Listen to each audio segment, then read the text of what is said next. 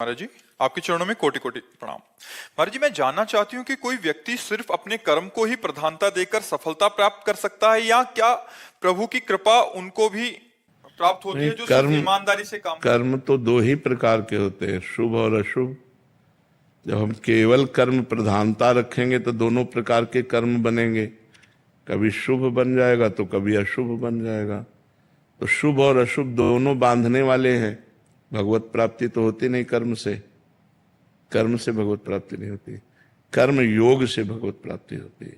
जो वही कर्म भगवान के लिए किया जाता है और भगवान का स्मरण करते हुए किया जाता है तो कर्म योग बन जाता है। सब में भगवान की भावना करके भगवान का स्मरण करते हुए जब हम कर्म करते हैं तो न वो शुभ होता ना शुभ, वो भागवतिक कर्म हो जाता है। लेकिन केवल कर्म तो वो शुभ और अशुभ दो ही प्रकार के होते हैं और दोनों बांधने वाले होते हैं।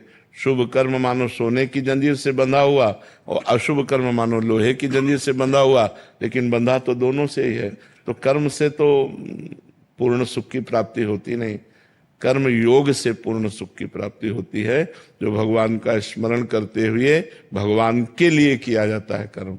जो अपने लिए कर्म किया जाता है वो दो ही प्रकार का होता है, पाप और पुण्य। कहीं पाप बन जाता है, कहीं पुण्य बन जाता है।